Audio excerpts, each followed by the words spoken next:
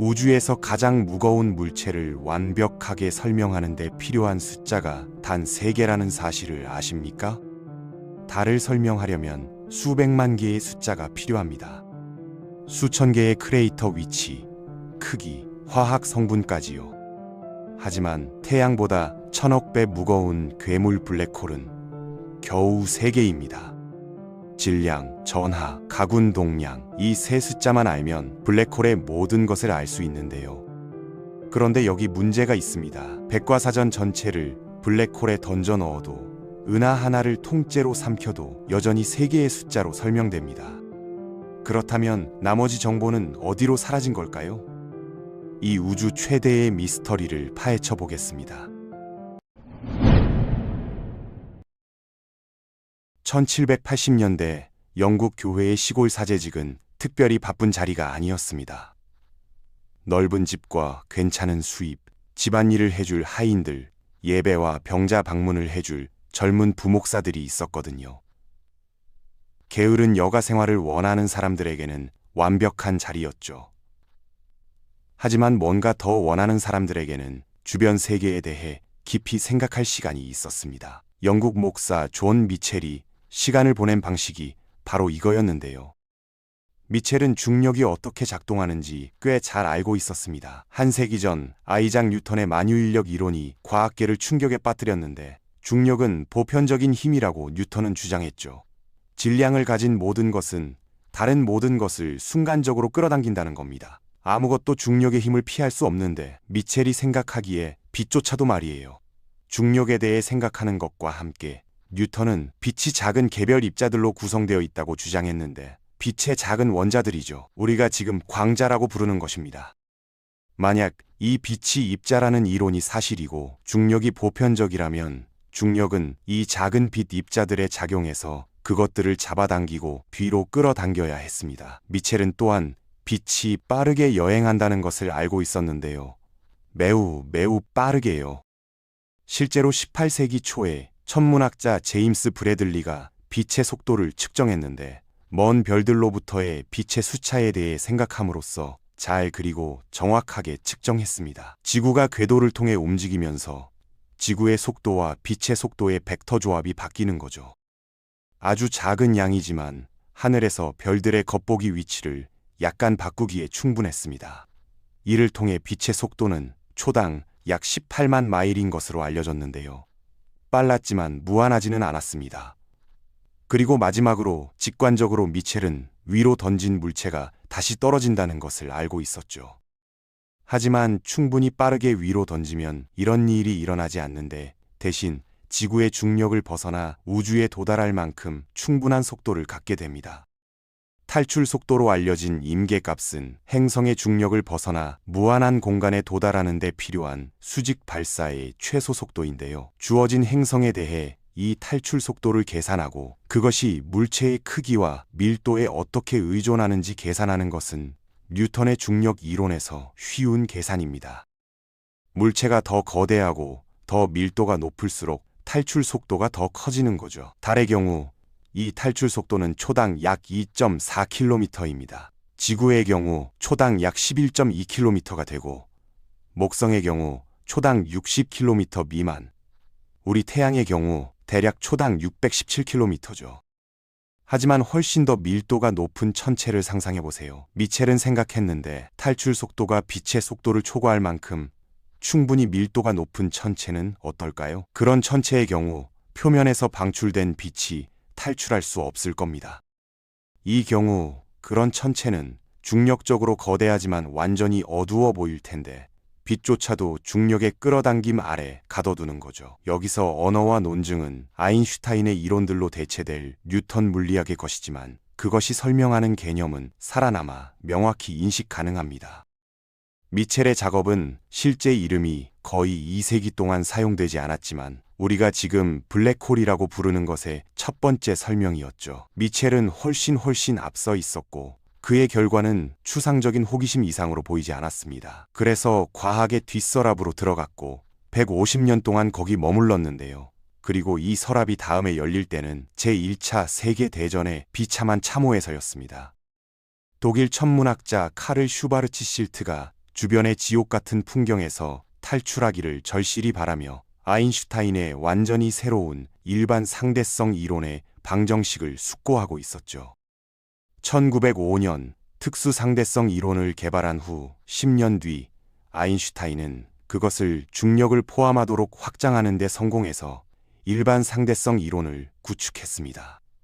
이 이론은 그것을 설명하는데 10개의 방정식이 필요한데 이것들은 이제 익숙하지만 처음 쓰여졌을 때는 엄청나고 거의 풀 수 없어 보였죠. 1915년 이 방정식들로 들어가는 방법은 알려지지 않았는데요. 그것들을 풀려고 시도하면서 슈바르츠 실트는 상상할 수 있는 가장 단순한 해를 찾았습니다. 집중된 점 같은 질량 주위의 구형 대칭 시공간이었죠. 모든 것을 넣고 조심스럽게 계산해서 그는 해를 얻었는데 이제 슈바르츠 실트 해로 알려진 이것은 아마도 아인슈타인 방정식의 가장 유명한 해일 겁니다. 슈바르츠 실트의 해는 하나의 매개 변수를 포함하는데 균일한 구형 질량이죠. 일반 상대성 이론에서 질량은 근처의 시공간을 변형시킵니다. 이 변형의 크기는 반지름 좌표에 달려 있는데 질량에 가까울수록 변형이 더 크고 멀리 떨어져 있으면 변화가 거의 없죠. 슈바르츠 실트 해는 그 안에 보이는 하나의 깊고 놀라운 속성을 가지고 있습니다. 질량으로부터의 거리가 무한대에서 들어오면서 뭔가 이상한 일이 일어나는 임계 거리가 있는데 해의 일부 항들은 0으로 가는 것처럼 보이고 다른 것들은 무한대로 가는 것처럼 보입니다. 이것이 무엇을 의미했을까요? 전체 수학적 유도를 거칠 수는 없었지만 슈바르츠 실트 반지름으로 알려진 임계 반지름에서의 이 0들과 무한대들은 블랙홀 해에 대한 사건 지평선의 존재를 나타냈습니다. 멀리서 들어오는 물체들에 대한 돌아올 수 없는 지점을 나타내는 블랙홀 중심으로부터 특정 거리의 구형 껍질이죠. 어떤 물체도 빛의 속도보다 빠르게 움직일 수 없는데요. 지평선 밖에서 블랙홀로부터 멀어지는 빛의 속도로 움직이는 물체는 블랙홀의 중력 끌어당김을 벗어나 무한대에 도달할 수 있습니다. 하지만 사건 지평선보다 블랙홀에 더 가까이 있으면 빛조차도 탈출할 수 없었죠. 물리 법칙 자체가 어떤 탈출도 금지했습니다. 블랙홀 사건 지평선을 건너는 우주 비행사는 자신이 블랙홀 중심을 향한 편도 통로에 있다는 것을 발견하는데요. 사건 지평선 안쪽에서 시간은 항상 블랙홀의 중심을 향해 가리킵니다. 우주 비행사가 더 안으로 떨어지면서 중력의 끌어당김이 점점 더 강해지죠. 그래서 우주 비행사는 특이점 자체에 도달할 때까지 계속 떨어지는데 고전적 일반 상대성 이론의 법칙이 무너지고 시공간의 곡률이 형식적으로 무한대가 되는 곳입니다. 이것은 탈출 속도가 빛의 속도를 초과하는 반지름에 대한 미첼의 계산과 비슷했는데 특정 질량이 슈바르츠 시트 반지름보다 작은 반지름으로 압축되면 피할 수 없이 붕괴할 거라는 거죠. 우리 태양의 슈바르츠 시트 반지름은 약 3km이고 지구의 경우 1cm 미만입니다. 인간의 슈바르츠 시트 반지름은 10의 마이너스 23승 정도인데 원자핵보다 작죠.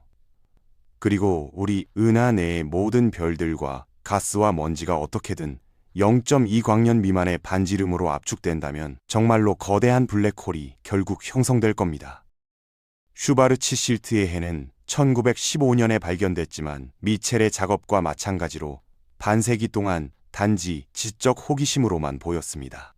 그것이 물리적으로 무언가를 의미했을까요? 아니면 단지 수학적 인공물이었을까요? 불행히도 양자 역학이 1920년대, 1930년대, 1940년대를 거쳐 물리학의 한 분야씩 혁명을 일으키면서 중력과 일반 상대성 이론은 매우 정체된 분야로 여겨졌습니다. 미국 물리학자 리처드 파인만이 1960년대에 참석한 중력회의에 대한 논평은 사람들이 그것에 대해 어떻게 생각했는지를 보여주는데요.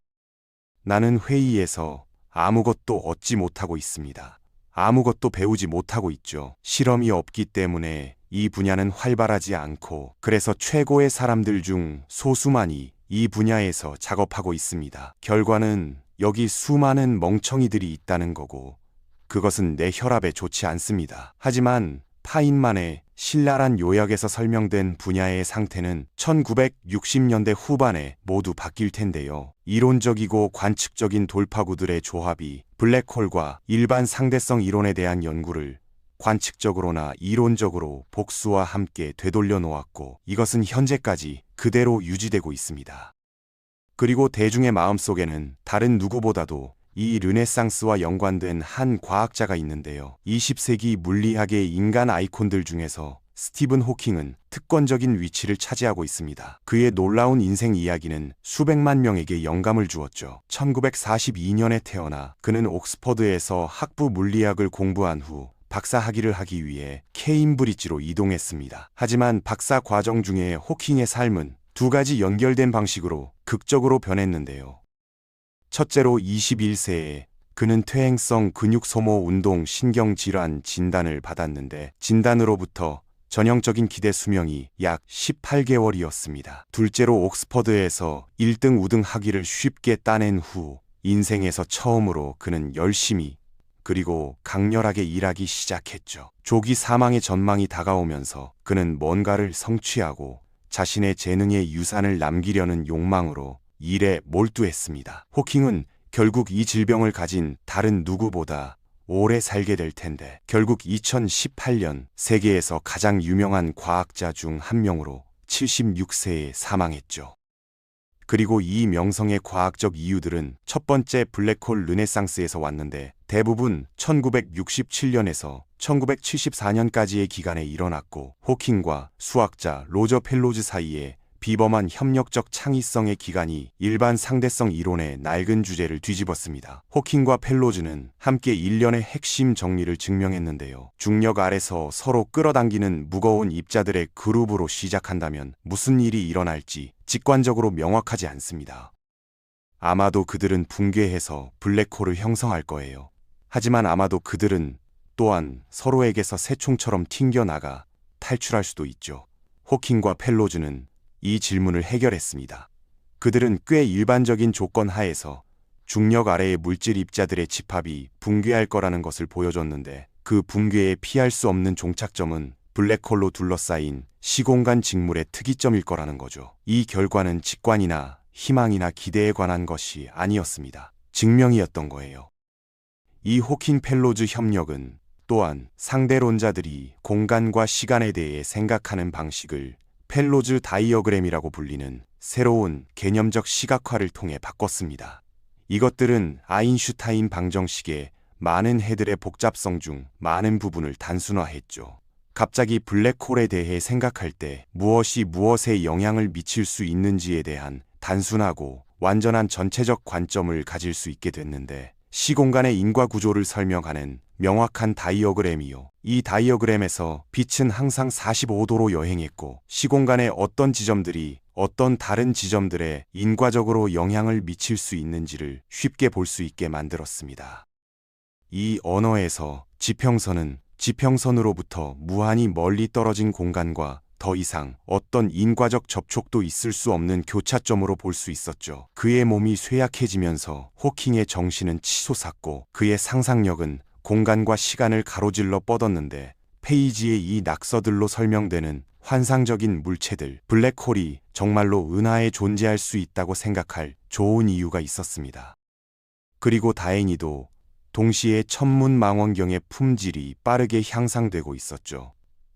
위성들이 망원경을 우주로 발사할 수 있게 되면서 처음으로 하늘을 구름 위에서 관측할 수 있게 됐고 광학빛뿐만 아니라 X선 같은 다른 파장대에서도 관측할 수 있었습니다.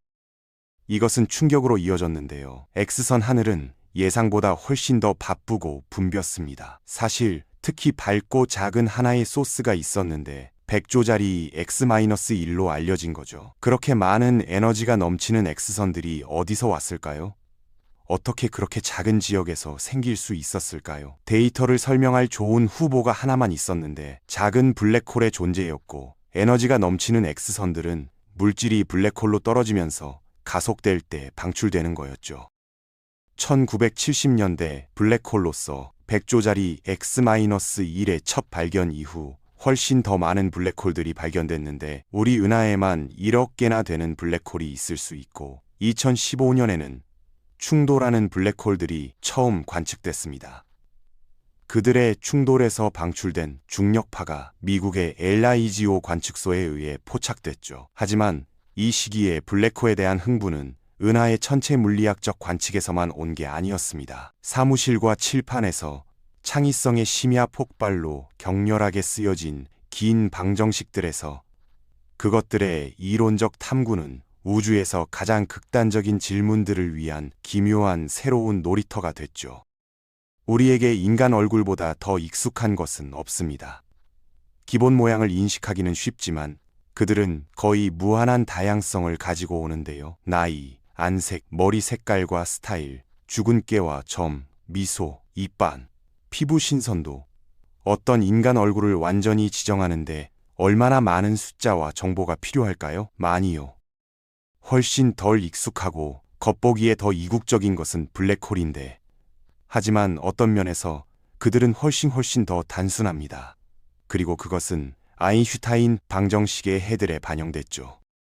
비록 이것에도 불구하고 해를 찾는 것은 쉽지 않았지만요. 1915년 슈바르츠 시트의 가장 단순한 블랙홀 해 발견 직후 또 다른 일반화가 밝혀졌는데 전기적으로 대전된 블랙홀 라이스너 노르드스트렌 해였습니다. 그리고 거의 50년 후인 1963년이 돼서야 슈바르츠 실트 해의 가장 중요한 일반화가 나타났는데요. 이것은 뉴질랜드 상대론자 로이커의 이름을 딴 커해였습니다. 슈바르츠 실트 해처럼 이것도 대전되지 않은 블랙홀을 설명했지만 이것은 가군 동량 또는 스핀을 가진 것이었습니다. 자신의 축에서 회전하는 블랙홀이죠.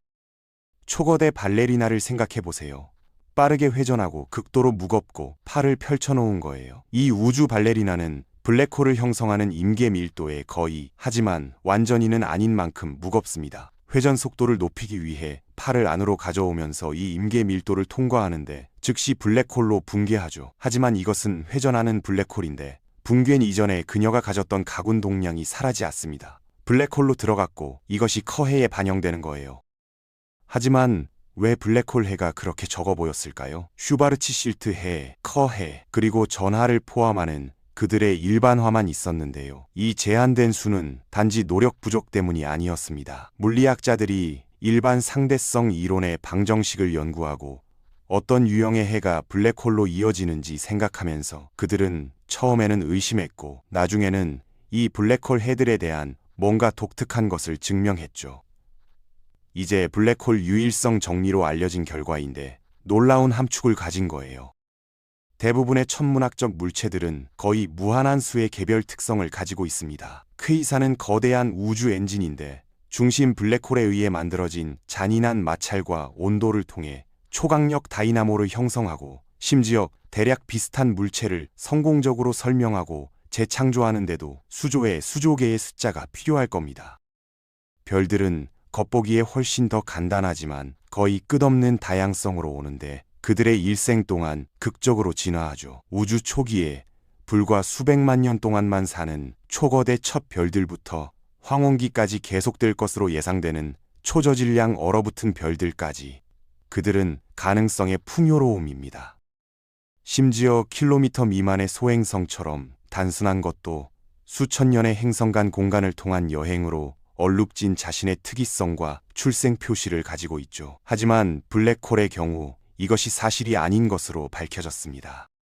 블랙홀에 대한 허용된 해는 엄격하게 제약됐고 사실 3가지 속성과 3개의 숫자로 완전히 그리고 전적으로 특징 지어졌는데요.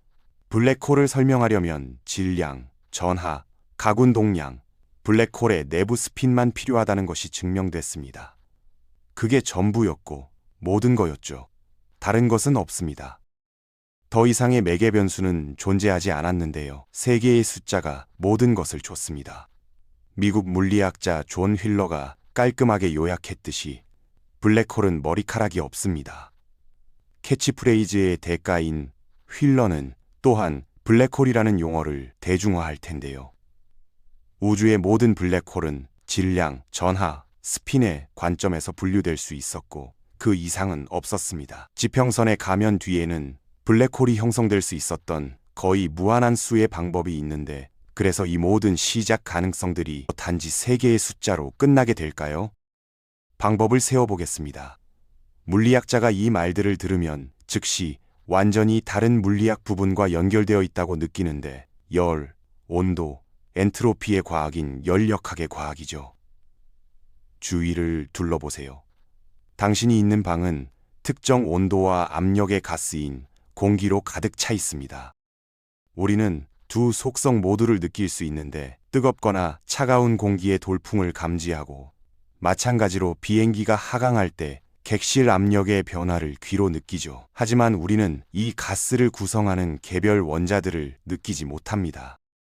어떤 방이나 오븐을 채우는 가스 안에서 거의 셀 수 없을 만큼 많지만 여전히 유한한 수의 분자들이 서로에게 튕기고 부딪히는데 너무 많아서 우리 자신 같은 느린 거대한 살덩어리들은 개별 원자들을 분해할 수 없습니다. 더운 여름날 온실에 대해 이야기할 때 우리는 그 안의 가스 분자들이 더 빠르게 움직인다고 말하지 않는데 단순히 덥다고 말할 뿐이죠. 열 개념 아래에 더 빠르게 움직이고 더 많은 에너지를 운반하는 원자들의 관점에서 미시 설명이 있다는 것을 희미하게 알고 있더라고요. 온도와 압력을 가진 가스들이 있습니다. 블랙홀들은 질량, 스핀, 전하를 가지고 있죠. 두 물리 시스템 모두에 대해 우리는 그것들을 몇 개의 숫자로 특징 짓습니다. 두 물리 시스템 모두에 대해 이 숫자들은 내부 상태들, 배열들, 가능성들의 풍요로움을 숨기는데요. 그래서 그것이 가진 그런 내부 상태들의 수를 세는 어떤 물리 시스템과 연관된 특정 양이 있습니다. 이 양이 엔트로피죠. 시스템의 엔트로피는 벌크 매개 변수들에 달려 있는데 예를 들어 가스의 온도와 압력입니다.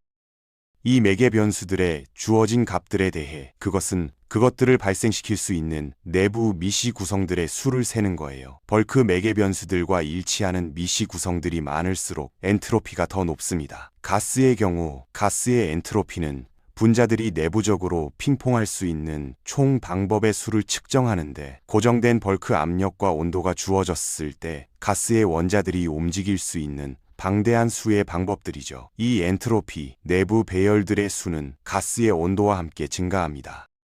이 결과는 놀랍지 않고 직관적으로 합리적인데 가스가 실제로 주위를 핑퐁하는 많고 많은 작은 분자들로 구성되어 있다는 것을 알자마자 더 높은 온도는 분자들이 모두 조금 더 빠르게 가고 조금 더 많은 에너지를 운반하는 경우를 나타냅니다. 원자들이 움직일 수 있는 많은 방향들을 고려하면 더 빠르게 움직이는 방법들이 더 느리게 움직이는 방법들보다 단순히 더 많은데 이것을 보려면 속도가 완전히 사라지는 가장 느린 움직임의 한계에서 정확히 정지된 입자는 움직이는 한 가지 방법만 가진다는 것을 주목하세요.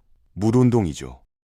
하지만 가스와 고무줄에서 익숙한 이 열역학 개념들이 정말로 블랙홀, 물리학에서 가장 죽어있고 가장 신비로운 물체들 중 하나에 적용될 수 있을까요? 놀랍게도 답은 예입니다. 비록 블랙홀 안에서 주위를 쌩쌩 도는 원자들이 없는데도요. 또는 신축성 있는 폴리머들도요. 하지만 모든 열역학 개념들이 여전히 적용됩니다. 가스의 온도나 엔트로피에 대해 이야기할 수 있는 것처럼 실제로 블랙홀에 대해서도 그것들에 대해 이야기할 수 있는 거죠.